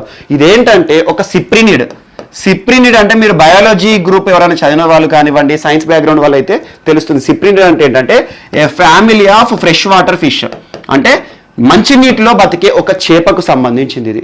సో అలా ఒక చేప దాని యొక్క ఆనవాలను ఇటీవల ఈ శాస్త్రవేత్తలు కేరళ, వెస్ట్ బెంగాల్ శాస్త్రవేత్తలు ఏ ప్రాంతంలో కనుగొన్నారు అంటారు. అది ఎక్కడ అంటే వెస్ట్ బెంగాల్ పరిసర ప్రాంతాల్లో ఉండే నైహతి అనే ప్రాంతంలో ఈ చేప యొక్క ఆనవాలను కనుగొన్నారు. అలా మంచినీటి చేపను ఇటీవల కనుగొనడం జరిగింది. సో ఇది ఒక సిప్రినిడ్. అండ్ దీని గురించి ఆయన గుర్తుంచుకోండి, వార్తలు నిలుస్తున్న చేపల గురించి లేదా సీతాకోకల గురించి, బొద్దింకల గురించి, కప్పల గురించి, ప్రతి ఒక్క జీవ వైవిధ్యం, వృక్షాల గురించి మనం ఏ అంశం వార్తలు నిలిచినా కూడా తెలుసుకుంటున్నాం. సో ఖచ్చితంగా జీవ వైవిధ్యం కానివ్వండి, ఎన్వైరన్మెంట్కి సంబంధించి ఎలాంటి అంశమైనా కూడా ఎగ్జామ్లో అడుగుతారు. సో ఈరోజు వార్తలు నిలిచిన చేప ఏదైతే ఉంటుందో కొత్త రకమైన చేప, దీని గురించి రావచ్చు. సో సిస్టోమస్ గ్రాసిలస్ అనేది ఇటీవల వార్తల నుంచి అది ఏంటంటే ఒక చేప. సో ఇది ఒక సిప్రినిడ్ దేని అంటారంటే మనకు చేపలు చాలా రకాలు ఉంటాయి. మంచినీటి చేపలు ఉంటాయి, మెరైన్ ఫిషెస్ ఉంటాయి. మెరైన్ అంటే ఏంటంటే ఉప్పు నీరు, సముద్రపు జలాల్లో ఉండేది. సో ఇది ఒక ఫ్రెష్ వాటర్ ఫిష్. ఎలా ఉంటుందంటే మీకు చేపల గురించి తెలుసుంటే చందమామ అంటారు చేప, సేమ్ అలాగే ఉంటుంది. సో ఈ చేపకు సంబంధించిన డీటెయిల్స్ అన్నిటినీ కూడా ఏ జర్నల్లో పొందుపరచడం జరిగింది, ఏ జర్నల్లో పబ్లికేషన్ జరిగింది అంటారు. అదేంటంటే journal of experimental zoology. Journal of experimental zoology అనే ఒక జర్నల్లో, అంటే ఒక పేపర్ అన్నట్టు, ఒక రీసెర్చ్ పేపర్ ఇది. ఈ పేపర్లో ఈ చేపకు సంబంధించిన అన్ని డీటెయిల్స్ని కూడా ఈ శాస్త్రవేత్తలు పొందుపరచడం జరిగింది. ఈ జర్నల్ పబ్లిష్ చేసేది ఎవరంటే science and engineering research board వారు ఈ జర్నల్ని పబ్లిష్ చేస్తూ ఉంటారు. ఇది ఏంటంటే ఎక్స్క్లూజివ్గా జువాలజీ, జంతువులకి సంబంధించి కొత్త రకమైన జీవుల గురించి కానివ్వండి, కొత్త రకమైన చేపలు కానివ్వండి, జీవ వర్గానికి సంబంధించి జువాలజీ రిలేటెడ్ ఇష్యూస్ అన్నిటిని కూడా ఈ జర్నల్లో పొందుపరచడం జరుగుతుంది. సో అలా ఒక కొత్త రకమైన చేప ఇటీవల ఆనవాళ్ళు ఏ ప్రాంతంలో కనుగొనడం జరిగింది అంటే మనకి వెస్ట్ బెంగాల్ ప్రాంతంలోని నైహతి అనే ప్రాంతంలో. ఎవరెవరు రీసెర్చ్ చేశారంటే కేరళ, వెస్ట్ బెంగాల్ శాస్త్రవేత్తలు రీసెర్చ్ చేశారు. అలా సిస్టోమస్ గ్రాసిలస్ అనేది దీని యొక్క సైంటిఫిక్ నేమ్. ఇది ఒకటి చూడండి, ఫ్రెష్ వాటర్. ఇది ఒక సిప్రినిడ్. అండ్ నెక్స్ట్ ఈరోజు ఇంకొక టాపిక్ వచ్చేసి ఇండియన్ రైల్వేస్కి సంబంధించి మోస్ట్ ఇంపార్టెంట్. తరచూ మనం రైల్వేస్కి సంబంధించి ఏదో ఒక అంశాన్ని చూస్తున్నాం. ఈరోజు ఇండియన్ రైల్వేస్ సంబంధించిన అంశం ఏంటంటే, ఇండియన్ రైల్వేస్ని సుప్రీంకోర్టు ఒక విషయంలో ఆదేశించింది, 3 నెలల్లో ఒక పని చేసి పెట్టాలి ఖచ్చితంగా అని. ఆ పని ఏంటంటే, మనం చూడండి, రాజధాని ప్రాంతంలో ఇండియన్ రైల్వేస్, మన రైల్వే ట్రాక్స్ ఉంటాయి కదా, ఆ రైల్వే ట్రాక్ దాదాపు 140 కిలోమీటర్ల పొడవున ఈ చుట్టుపక్కల అన్నీ కూడా ఆవాసాలు ఉన్నాయి. సో టోటల్గా స్లమ్ ప్రాంతాలుగా మిగిలిపోతున్నాయి. సో అలా ఢిల్లీ రాజధాని ప్రాంతం ఆ రైల్వే ట్రాక్ పక్కన ఏవైతే ఉన్నాయో 140 కిలోమీటర్లు పోతుంది. ఆ 140 కిలోమీటర్ల పొడవున ఈ ట్రాక్ పక్కనే చాలా వరకు ఆవాసాలు ఉన్నాయి. అందుకే చూడండి, మీరు ఎప్పుడైనా ట్రైన్ జర్నీ చేసినప్పుడు రైలు కొండ ప్రాంతాల నుండి, అడవుల్లో నుండి వెళ్తుంది. కొన్ని ప్రాంతాలకు వెళ్తే రైల్వే ట్రాక్ దగ్గరనే చాలా ఇండ్లు ఉంటాయి. సో దీనివల్ల రైల్వేస్కు ఇబ్బందే, ఈ ఏరియాలో నివసించే ప్రజలకు ఇబ్బంది. రైల్వేస్కి ఇబ్బంది ఏంటంటే వీటి నుండి ప్రమాదాలు కానివ్వండి, చిన్నపిల్లలు రైల్వే ట్రాక్ పైకి ఉరికి రావడం కానివ్వండి, అలాంటివి తలపెట్టవచ్చు. లేకపోతే ఇక్కడ రైల్వేస్ నుండి రిలీజ్ అయ్యే వ్యర్థ పదార్థాలే కానివ్వండి, లేదంటే ఈ స్లమ్ ప్రాంతాలు ఏవైతే ఉంటాయో వీరి ద్వారా వీరి యొక్క డైలీ వేస్టేజ్ ఉంటుంది కదా, ఆ డైలీ వేస్టేజ్, ఇంట్లో ఉండే చెత్త కానివ్వండి, అదంతా కూడా పేరుకొని ఈ రైల్వే ట్రాక్స్ అంతా కూడా దుర్గంధంగా మిగిలిపోతున్నాయి. అలా చెత్త కుప్పల్లా రైల్వే ట్రాక్స్ అన్ని తయారవుతున్నాయి. సో దీనివల్ల మ్యూచువల్ రెండింటికి కూడా నష్టమే. ఈ జనాలకు నష్టమే, ఈ స్లమ్ ప్రాంతంలో ఈ ఇండియన్ రైల్వేస్కి నష్టమే. సో ఏం చెప్పింది ఇండియన్ రైల్వేస్ అంటే, ఇండియన్ రైల్వేస్ సుప్రీంకోర్టు అంటే, ఢిల్లీ రాజధాని ప్రాంతంలోని 140 కిలోమీటర్ల పొడవునా ఉన్న ఆ చుట్టుపక్కల నివసిస్తున్న ఆవాస ప్రాంతాలు ఏవైతే ఉన్నాయో దాదాపు 48,000 ఆవాసాలు ఉన్నాయట. అంటే చూడండి ఎంతమంది ఈ రోజున స్లమ్ ప్రాంతాల్లో నివసిస్తున్నారు. అలా 48,000 ఆవాస ప్రాంతాలు, ఆ ఆవాస ప్రాంతాలు ఏవైతే ఉన్నాయో ఈ ఇండ్లన్నింటినీ కూడా ఖాళీ చేసేసి వాళ్ళని దూరం పంపించండి అని చెప్పేసి ఒక ఆర్డర్ వేసింది. కాకపోతే ఇండియన్ రైల్వేస్ ఏం చెప్పిందంటే, 2018లోనే మేము ఈ పని చేద్దాం అనుకున్నాం. ఎందుకంటే 2018లోనే సుప్రీంకోర్టు ఒక టాస్క్ ఫోర్స్ నియమించింది. టాస్క్ ఫోర్స్ నియమించి అంటే స్పెషల్గా ఈ పని చేయమని చెప్పేసి 2018లోనే సుప్రీంకోర్టు ఇన్వాల్వ్ అయింది, ఇండియన్ రైల్వేస్ చెప్పింది. కాకపోతే ఆ టాస్క్ ఫోర్స్ పైన ప్రెషర్ ఏంటంటే, రాజకీయ పరమైన ఒత్తిడి అనేది ఉండడం ద్వారా వీటిని మేము 2018లో ఖాళీ చేయించలేకపోయాము అని చెప్పేసి సుప్రీంకోర్టుకి ఇటీవల ఇండియన్ రైల్వేస్ కూడా ప్రకటించారు. సుప్రీంకోర్టు ఈసారి ఇచ్చిన తీర్పు ఏంటంటే, మోస్ట్ ఇంపార్టెంట్, ఎట్టి పరిస్థితుల్లోనూ ఈసారి ఇండియన్ రైల్వేస్ వీరిని ఖాళీ ప్రదేశాలు ఏవైతే ఉంటాయో వీటిని ఖాళీ చేయడానికి చేస్తున్న పనుల్లో రాజకీయ ఒత్తిడి అనేది ఉండకూడదని చెప్పింది. సో ఎందుకు రాజకీయ ఒత్తిడి అంటే, ఆల్మోస్ట్ 2018లోని పని కాకపోవడానికి కారణం ఏంటంటే, మనం చూస్తాం ఇప్పుడు ఈ ప్రాంతం ఏదైతే ఉంటుందో ఇదంతా కూడా ఒక ఎంపీ నియోజకవర్గం కానీ ఒక ఎమ్మెల్యే నియోజకవర్గం కానీ ఉంటుంది. సో వీరందరికీ కూడా ఓటు హక్కు ఉంటుంది కాబట్టి వీరు అంత ఈజీగా ఇక్కడ నుండి వెళ్ళగొడితే వెళ్ళరు. సో ఏమని చేస్తారు ఆ రాజకీయ నాయకులకు, మీరు మమ్మల్ని పంపిస్తే రానున్న ఎన్నికల్లో అని చెప్పేసి అలా రాజకీయ పరంగా ప్రయోజనాలు చూసుకొని కానివ్వండి, చాలా వరకు రాజకీయ నాయకుల ఒత్తిడి మేరకు ఇండియన్ రైల్వేస్ ఇప్పటి వరకు వీరిని ఈ ఆవాస ప్రాంతాలను ఖాళీ చేయకుండా చేసింది. సో ఇప్పుడు ఖచ్చితంగా వితిన్ 3 monthsలో 140 కిలోమీటర్స్ పొడవున ఉన్న రైల్వే ట్రాక్ ఏదైతే ఉందో ఢిల్లీ ప్రాంతంలో దాదాపు 48,000 వసతి ఆవాసాలన్నింటినీ కూడా ఖాళీ చేయాల్సిందే వితిన్ 3 months. ఎటువంటి రాజకీయ ఒత్తిడి ఉండదు. ఎవరైనా రాజకీయ పార్టీలు ఇన్వాల్వ్ అవుతే వారిపైన మేము ఖచ్చితంగా తీర్పు ఇస్తామని కూడా చెప్పడం జరిగింది. అలా రాజకీయ పార్టీలకు వార్నింగ్ ఇచ్చింది. అండ్ ఇండియన్ రైల్వేస్కి ఈ పని ఖచ్చితంగా వితిన్ 3 monthsలోనే కావాలి అని చెప్పడం జరిగింది. సో ఈ రకంగా ఇండియన్ రైల్వేస్ సంబంధించిన ఒక అంశం కూడా ఈరోజు వార్తలు నిలిచింది. నెక్స్ట్ టాపిక్, వినోద్ కుమార్ యాదవ్ గారు. వినోద్ కుమార్ యాదవ్ గారు తరచూ మనం చూస్తున్నాం వినోద్ కుమార్ యాదవ్ గారి గురించి. 2030 వరకల్లా రైల్వేలో ఎలాంటి అంశాలు జరగబోతున్నాయి, నార్త్ ఈస్ట్ ప్రాంతంలో ఏ రకంగా రైల్వేల అభివృద్ధి కార్యక్రమాలు చేయబోతున్నాయి అని చెప్పేసి తరచూ రైల్వేల గురించి చర్చించినప్పుడు దాదాపు 4-5 times తన పేరు చెప్పాను నేను. సో ఎవరు వినోద్ కుమార్ యాదవ్ అంటే, ప్రస్తుత railway board chairman, railway board. So Indian railways ఏదైతే ఉంటుందో రైల్వే బోర్డు, రైల్వేలో అత్యున్నత పదవి, రైల్వే బోర్డు చైర్మన్గా ఉన్నారు. సో ఇటీవల భారత ప్రభుత్వము చాలా అంశాలు కూడా చూడండి, మినిమం గవర్నమెంట్ మ్యాక్సిమం గవర్నెన్స్ అనే సిద్ధాంతం ద్వారా పనిచేస్తుంది. మినిమం గవర్నమెంట్ అంటే ఏంటి, తక్కువ ప్రభుత్వం కానీ ఎక్కువ పరిపాలన ఉండాలి. చాలా మంచి అంశం ఇది. సో ఈ అంశం ఆధారంగా రైల్వేలో కూడా చాలా సంస్కరణలు వస్తున్నాయి. ఇటీవల రైల్వేలో ప్రైవేటీకరణ కానివ్వండి, రైల్వేలో అధునాతన సౌకర్యాలు కానివ్వండి, బయోటాయిలెట్లు కానివ్వండి, స్పీడ్ బుల్లెట్ ట్రైన్స్ కానివ్వండి, అందుకోసం వేరే దేశం నుండి మనకు పెట్టుబడులు కానివ్వండి, ఇటీవల కాన్పూర్ మెట్రోకి సంబంధించిన పెట్టుబడులు అవన్నీ చూడండి. సో అలా ఇండియన్ రైల్వేస్ కి సంబంధించి సంస్కరణలో భాగంగా ఈరోజు అధికారులకు సంబంధించి కొన్ని అధికారాలను కట్ చేశారు. దాదాపు ఇండియన్ రైల్వేస్ కింద ఉన్న 7 అధికారాలను కుదించి 4 అధికారాలుగా చేశారు. సో అవన్నీ మనకు అవసరం లేదు. ప్రస్తుతం రైల్వే బోర్డు చైర్మన్ పదవి ఏదైతే ఉందో ఇక మీదట రైల్వే బోర్డు చైర్మన్ పదవి అనేది ఉండదు. ఆ పదవి ప్లేస్ లో ఏముంటుంది? ఇండియన్ రైల్వే సిఇఓ అనే పదవి ఉంటుంది. CEO, chief executive officer. So ప్రస్తుతం Indian Railways chief executive officer ఎవరంటే వినోద్ కుమార్ యాదవ్. అలా కొత్త పదవిని సృష్టించినది. So chairman and CEO of Indian Railways ఇప్పుడు వినోద్ కుమార్ యాదవ్ గారు. ఎవరైతే అంతకు రైల్వే బోర్డు చైర్మన్ ఉన్నారో తను సిఇఓగా నియమితులయ్యారో అలా first CEO of Indian railways గా వార్తలు నిలిచారు. ఇదొకటి కూడా మోస్ట్ ఇంపార్టెంట్. అండ్ నెక్స్ట్, ఈరోజు రాజస్థాన్ రాష్ట్ర ప్రభుత్వానికి మరియు ఒక సంస్థకి మధ్యలో జరిగిన ఒప్పందం. ఇటీవల రాజస్థాన్ రాజకీయ సంక్షోభం నుండి బయటపడింది. సో విశ్వాస తీర్మానం నెగ్గడం మరియు ప్రభుత్వం సాఫీగా సాగడం అంతా చూస్తున్నాం. సో రాజస్థాన్ ముఖ్యమంత్రి ఎవరు? అశోక్ గెహ్లాట్ గారి ప్రభుత్వం ఇటీవల ఒక ప్రైవేట్ సంస్థతో ఒప్పందం పెట్టుకుంది. ఆ ఒప్పందం యొక్క విలువ ఎంత అంటే 4,000 కోట్లు. ఆ సంస్థ పేరు ఏంటి అంటారు? Shri Vallabh Pitti International Group. Shri Vallabh Pitti International Group అనే ఒక సంస్థతో ఇటీవల ఒప్పందం పెట్టుకుంది 3 అంశాల విషయంలో. ఒకటి ఏవియేషన్ అంటే వైమానిక రంగం, 2 defence, 3 textile sectors. So textile అంటే మనకు వస్త్ర పరిశ్రమకు సంబంధించింది, మరియు డిఫెన్స్ రక్షణ రంగానికి సంబంధించినవి, మరియు ఏవియేషన్ వైమానిక రంగానికి సంబంధించింది.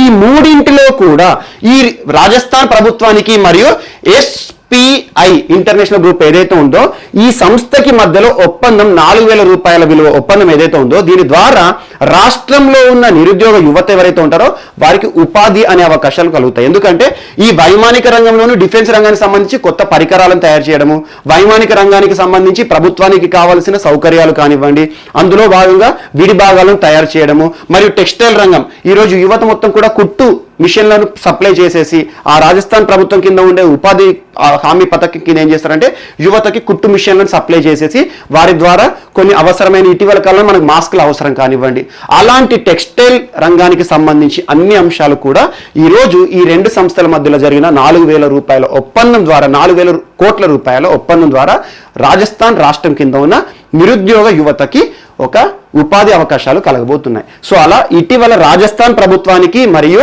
ఒక ప్రైవేట్ గ్రూప్ కి ఇంటర్నేషనల్ గ్రూప్ కి మధ్యలో ఒప్పందం జరిగింది.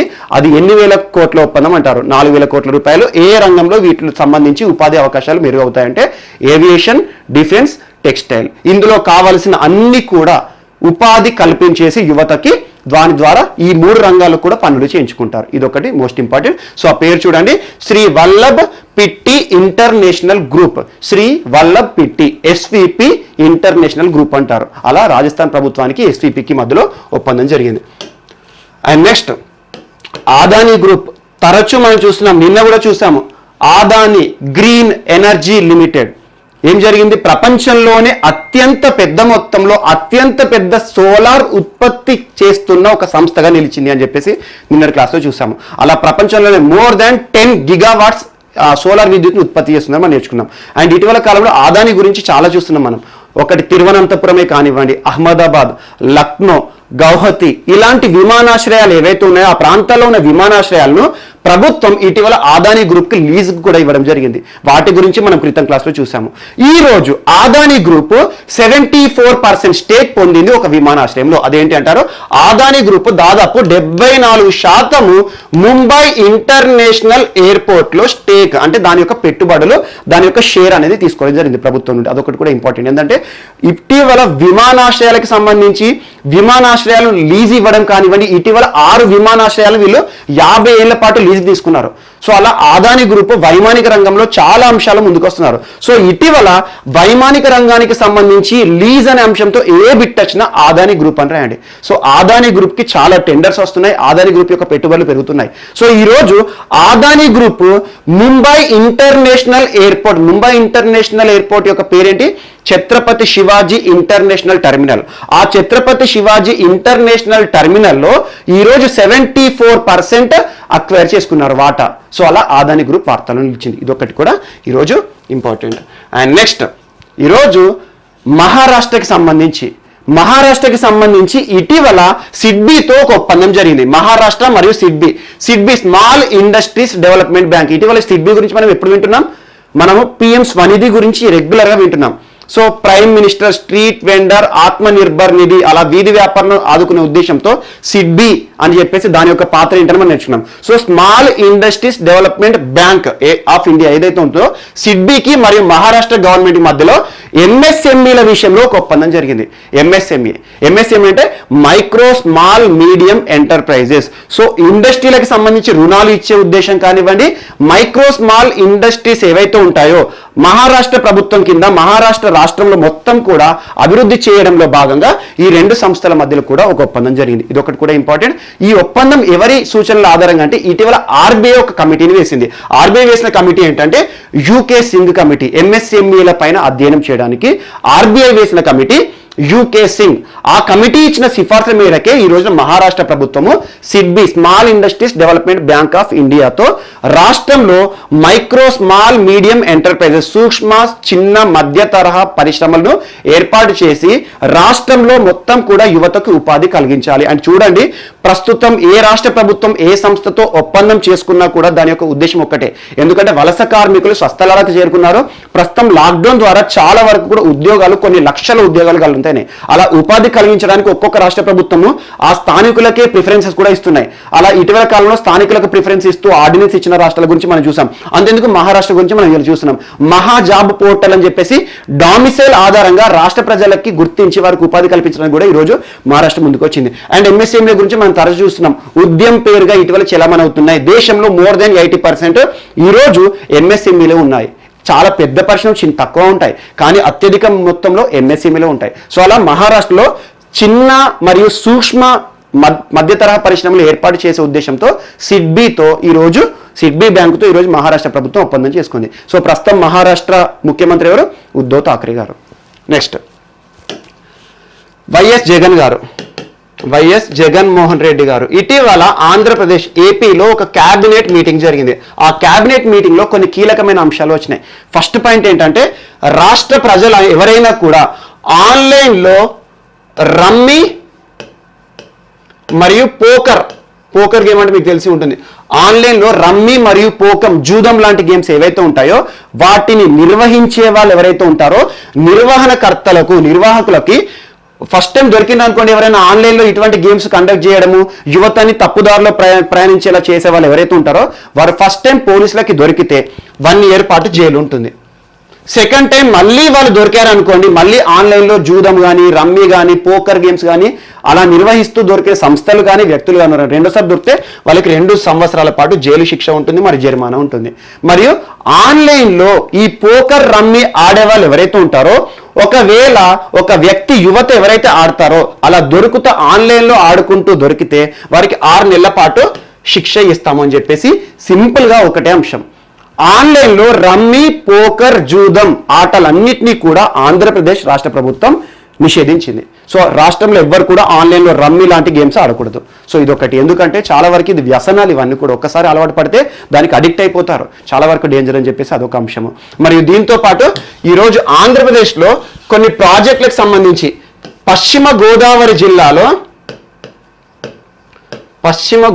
జిల్లాలో ఏపీ ఫిషరీస్ యూనివర్సిటీని ఏర్పాటు చేసే విధంగా కేబినెట్ ఆమోదం చెప్పడం జరిగింది. ఏపీ ఫిషరీస్, ఆంధ్రప్రదేశ్ మత్స్య విశ్వవిద్యాలయం. సో మత్స్య రంగాన్ని ప్రోత్సహించే ఉద్దేశంతో ఎక్స్క్లూజివ్గా ఫిషరీస్ యూనివర్సిటీ ఎక్కడ ఏర్పాటు చేస్తారట అంటే మనకి పశ్చిమ గోదావరి జిల్లాలో ఏర్పాటు చేస్తారంట. ఇది ఒకటి కూడా ఇంపార్టెంట్. అండ్ నెక్స్ట్ దీంతో పాటు మనకి మరికొన్ని అంశాలు, ఎగ్జాంపుల్ ఈరోజు కృష్ణా నది పైన కొన్ని ప్రాజెక్టుల నిర్మాణానికి సంబంధించి కూడా కేబినెట్ ఆమోదం తెలపడం జరిగింది.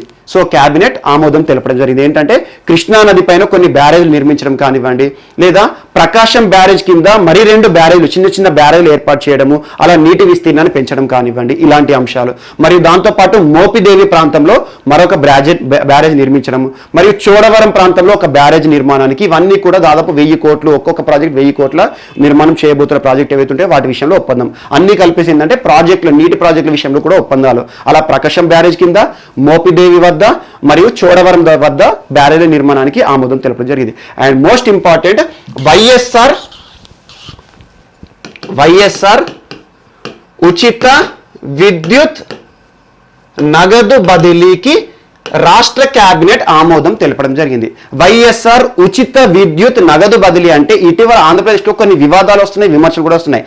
సో వ్యవసాయ పంపు సెట్లు ఏవైతే ఉంటాయో వాటికి కొన్ని ఫీడర్లను ఏర్పాటు చేస్తారు. ఫీడర్లు అంటే మీటర్లు, ఎంత వాటర్ని వాడుకుంటారు, ఎంత వాటర్ ఎంత పంటకు పడుతుంది అని చెప్పేసి ఆ ఫీడర్లు ఏర్పాటు చేస్తారు. ప్రతి ఒక్కరికి కూడా ఒక అపోహం వచ్చిందంటే వ్యవసాయ రైతులకి. సో ఈ ఫీడర్ల ద్వారా ఫ్యూచర్లో రైతుల నుండి వ్యవసాయానికి ఏదైతే వాడుతున్న నీరు దానికి కావాల్సిన విద్యుత్ బిల్లుని ప్రభుత్వం వసూలు చేస్తుందేమో అని చెప్పేసి చాలా మంది అనుకుంటున్నారు. సో అది ఏంటో మనకు తెలియని ప్రెడిక్షన్. కానీ ఈరోజు ఆంధ్రప్రదేశ్లో పంపు సెట్లు ఏవైతే ఉంటాయో వ్యవసాయానికి వచ్చే నల్లాలు కానివ్వండి, నీటి సౌకర్యం సంబంధించి ఫీడర్లను ఏర్పాటు చేస్తుంది. సో దానికి ఫీడర్లకు అయ్యే ఖర్చు ఏదైతే ఉంటుందో ఇప్పటి వరకు ఉచిత విద్యుత్ని ప్రభుత్వమే కామన్ గా దానికి అయ్యే విద్యుత్ ఏదైతే ఉంటుందో ఆ బిల్ అంతా కూడా ప్రభుత్వం నేరుగా డిస్కంలకు కడుతుంది. కానీ ఇప్పుడు ఏంటంటే ఒక్కొక్క రైతుకి ఎంతైతే కరెంటు బిల్లు వస్తుందో వ్యవసాయానికి సంబంధించి ఆ కరెంటు బిల్లు వ్యవసాయ రైతు అకౌంట్లోకి ట్రాన్స్ఫర్ చేస్తుంది. ఆ రైతు ఏం చేస్తాడు, మళ్ళీ డిస్కంలోకి కడతాడు. ఇదంతా కొంచెం ప్రొసీజర్ అనలిటికల్ గా చూస్తే ఏమవుతుంది అంటే ఇటీవల మనకి FRBM యాక్ట్కి సంబంధించి కేంద్ర ప్రభుత్వం కొన్ని గైడ్ లైన్స్ ఇచ్చింది. ఆ గైడ్ లైన్స్ లో భాగంగా ఏంటంటే కొన్ని సంస్కరణలు తీసుకురావాలి, డిస్కంలకు సంబంధించి నవీన సంస్కరణలు తీసుకురావడం అని చెప్పేసి కొన్ని ఉన్నాయి. అందులో భాగంగా ఈ రోజున వ్యవసాయ రైతుల నుండి డిస్కంలకు కలిగితే ప్రభుత్వానికి కొన్ని ప్రయోజనాలు కూడా ఉన్నాయి. సో ఆ రకంగా ప్రభుత్వం నేరుగా విద్యుత్ బిల్లును కట్టే కంటే ఈరోజు ఈ ఫీడర్లను బిగించి ఎంత ఖర్చు అవుతుంది, ఒక్కొక్క ఫీడర్ దానికి ఒక్కొక్క పంపు సెట్కి ఎంత అవుతుందో ఆ బిల్లుకు తగినట్టుగా ప్రభుత్వమే రైతుకి డైరెక్ట్ బెనిఫిట్ ట్రాన్స్ఫర్ చేస్తుంది. అంటే ఏంటి, ఉచిత విద్యుతే కానీ నగదు బదిలీ. ఆ ఉచిత విద్యుత్ ఏమొస్తుంది, ప్రభుత్వమే దానికి కరెంట్ బిల్లు కడుతుంది. సో ఈ రకంగా నగదు బదిలీ పథకం, వైఎస్ఆర్ నగదు బదిలీ పథకాన్ని December 1 నుండి ప్రారంభిస్తామని చెప్పారు. అలా రాష్ట్రంలో ఉన్న అన్ని పంపు సెట్లకి కూడా ఫీడర్లను ఏర్పాటు చేస్తారంట. అండ్ ఇంకొక థింగ్ ఏంటంటే రాష్ట్రంలో ఉన్న దాదాపు 1,00,000 అనధికారిక పంపు సెట్లు ఏవైతే ఉన్నాయో, విద్యుత్ ద్వారా నడుస్తున్న పంపు సెట్లు ఏవైతే ఉన్నాయో వ్యవసాయం కింద, వాటన్నిటిని కూడా అధికారికంగా గుర్తిస్తాము అని చెప్పడం జరిగింది.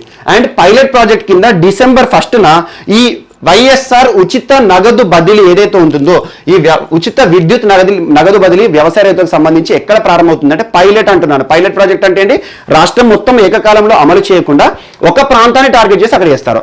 అలా పైలట్ ప్రాజెక్ట్ కింద శ్రీకాకుళం జిల్లాను ఎంచుకున్నారు. ఇదొకటి కూడా మోస్ట్ ఇంపార్టెంట్. ఇవన్నీ కూడా ఏపీకి సంబంధించి ఇటీవల క్యాబినెట్లో వచ్చిన నిర్ణయాలు.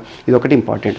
అండ్ నెక్స్ట్ తెలంగాణకి సంబంధించి ఈరోజు పారిశ్రామికవేత్తలను ప్రోత్సహించే ఉద్దేశంతో 2 సంస్థల మధ్యలో ఒక ఒప్పందం జరిగింది. ఏ మినిస్ట్రీ పరిధిలో అంటే, ఒకటి SERP, society for elimination of rural poverty. SERP అనేది DRDO. సెర్ప్ మీకు చాలా అడుగుతారు, గ్రామీణ రూరల్ డెవలప్మెంట్ లో most important. Society for elimination of rural poverty అంటే సొసైటీ ఫర్ ఎలిమినేషన్, గ్రామీణ ప్రాంతాల్లో పేదరిక నిర్మూలన పథకాల్ని చేపట్టే ఒక సంస్థ. ప్రస్తుతం దీని CEO ఎవరు అంటే సందీప్ కుమార్ సుల్తానియా గారు ఉన్నారు తెలంగాణలో. సో ఈ సంస్థకి మరియు VHub సంస్థకి మధ్యలో ఒక ఒప్పందం జరిగింది. VHub CEO ఎవరు, ఇటీవల రావుల దీప్తి రెడ్డి గారు. మనం ఇటీవల తన గురించి ఒక అంశం నేర్చుకున్నాం, తన యొక్క పదవీ కాలం ఇటీవల ప్రభుత్వం పొడిగించింది అని చెప్పేసి. సో రావుల దీప్తి రెడ్డి గారు. అండ్ ఇటీవల VHub గిరిజన మంత్రిత్వ శాఖతో కూడా ఒప్పందం జరిగింది. ఔత్సాహిక గిరిజన మహిళలకి పారిశ్రామిక ప్రోత్సాహము, పారిశ్రామిక నైపుణ్యం ఇచ్చే ఉద్దేశంతో ఒక ఒప్పందం జరిగిందని మనం నేర్చుకున్నాం. ఈ రోజున ఈ సెర్ప్ సంస్థకి మరియు VHub కి మధ్యలో పంచాయతీరాజ్ శాఖ పరిధిలో ఇటీవల ఎర్రబెల్లి దయాకర్ రావు గారి పరిధిలో ఒక ఒప్పందం జరిగింది. దీని యొక్క అంశం ఏంటంటే ఫుడ్ ప్రాసెసింగ్ టెక్నాలజీలో, ఫుడ్ ప్రాసెసింగ్ అంటే ఆహార పదార్థాలకు సంబంధించి, ఆహార పరిశోధన విషయం సంబంధించి ఫుడ్ ప్రాసెసింగ్ టెక్నాలజీలో యువతకి నైపుణ్యాభివృద్ధి కలుగజేయడము, యువ పరిశ్రమల్ని ప్రోత్సహించడం, స్టార్టప్ కంపెనీలను ప్రోత్సహించడం. సో అలా యువతని పారిశ్రామిక వర్గం వైపు మళ్లించే ప్రయత్నం చేస్తూ ఆర్థిక రంగంలో వారి వంతు పాత్రను కూడా తీసుకోవడం. సో అలా ఫుడ్ ప్రాసెసింగ్ పరిశ్రమలు ఎవరైతే ఏర్పాటు చేస్తారో వారికి కావాల్సిన టెక్నాలజీని ఈ 2 సంస్థలు కలిసి ఇవ్వడం జరుగుతుంది. సో ఈ రకంగా ఒక ఒప్పందము సెర్ప్కి మరియు వీహబ్ సంస్థల మధ్యలో జరిగింది. వాటి యొక్క సీఈఓలు ఎవరు చూసుకోండి సరిపోతుంది. ఉద్దేశం ఏంటంటే ఫుడ్ ప్రాసెసింగ్ విషయంలో పరిశ్రమల స్థాపనకై యువ శాస్త్రవేత్తలు లేదా యువ పారిశ్రామికవేత్తలకు నైపుణ్యాభివృద్ధి కార్యక్రమాలు ఇస్తారు. ఇదొకటి ఇంపార్టెంట్.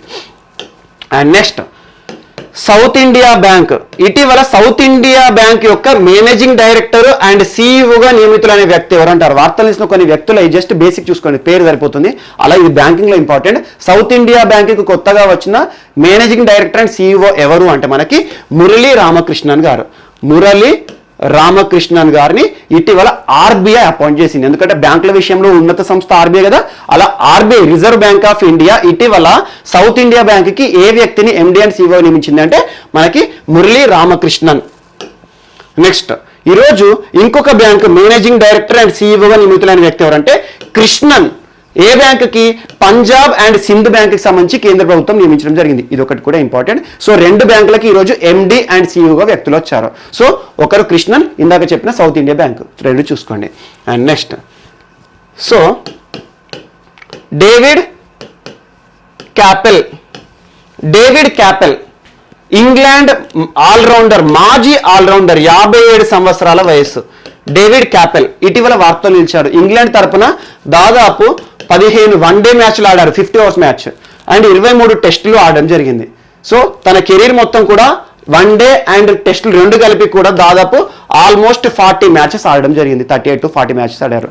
సో తను ఇటీవల 57 సంవత్సరాల వయస్సులో బ్రెయిన్ ట్యూమర్స్ చనిపోవడం జరిగింది. సో ఇటీవల వార్తల్లో నిలిచిన డేవిడ్ క్యాపెల్ ఏ దేశానికి సంబంధించిన క్రీడాకారుడు అంటారు? English team. సో ఇంగ్లాండ్ సంబంధించిన క్రీడాకారుడు, మాజీ ఆల్రౌండర్. ఒకప్పుడు క్రికెట్లో తనకంటూ గుర్తింపు ఎలా ఉంటుందంటే బ్యాట్స్మన్, బౌలర్, ఒక మంచి ఫీల్డర్ కూడా. ఇటీవల బ్రెయిన్ ట్యూమర్తో చనిపోవడం జరిగింది డేవిడ్ క్యాపెల్. అండ్ నెక్స్ట్ ఈరోజు ఒక పుస్తకం వార్తలో నిలిచింది. ఆ పుస్తకం పేరేంటంటే మనకి లెటస్ డ్రీమ్ అనే పుస్తకం ఇటీవల వార్తలు నిలిచింది. ఎవరికి సంబంధించింది అంటే పోప్ ఫ్రాన్సిస్ రిలీజ్ చేసిన పుస్తకం. Pope Francis. ఈ పుస్తకం వెనుక ఆథర్గా ఎవరెవరు ఉన్నట్టే ఒకటి పోప్ ఫ్రాన్సిస్ మరియు ఇంకొకటి ఆస్టెన్ ఐవరీ మరియు పోప్ ఫ్రాన్సిస్ ఇద్దరు కలిసి సంయుక్తంగా రచించిన ఒక పుస్తకం ఏంటంటే మనకి ఇటీవల వార్తలు ఇచ్చిన లెటస్ డ్రీమ్, అంటే మనము కలలు గందామని చెప్పేసి ఒక పుస్తకం. ఇది దేనికి సంబంధించి దీనిలో ఇతివృత్తం ఏంటంటే ప్రస్తుతం కరోనాకి సంబంధించిన అంశాలు ఇందులో ఇతివృత్తంగా ఉన్నాయి. సో కరోనాకి సంబంధించి ఈ ఆస్టిస్ ఎవరైతే ఉన్నారో ఆస్టిన్ ఎవరీ మరియు ఈ పోప్ ఫ్రాన్సిస్ మధ్యలో జరిగిన కొన్ని సంభాషణ ఆధారంగా ఈ బుక్ అనేది ఇతివృత్తంతో రావడం జరిగింది. బట్ కొన్ని పుస్తకాల పేరు చూడండి, ఎవరికి సంబంధించిందని చూడండి. ఈ లెటస్ డ్రీమ్ అనగానే ఇతని పేరు మాత్రం గుర్తుంచుకోండి. పోప్ ఫ్రాన్సిస్ సంబంధించి క్రిస్టియానికి సంబంధించి చాలా ఫేమస్ వ్యక్తి. సో ఇదొకటి కూడా ఈరోజు ఇంపార్టెంట్. అండ్ నెక్స్ట్ ఇవి మనకి ఈరోజు వార్తల్లో నిలిచిన అంశాలు. సో రిమైనింగ్ మిస్లేనియస్ అంశాలు ఏమైనా వార్తల్లో మిగిలిపోయినవి ఉంటే మాత్రం రేపటి క్లాస్లో మనం వాటిని కలిపి నేర్చుకుందాం. రేపు కలుద్దాం. మార్నింగ్. Thank you.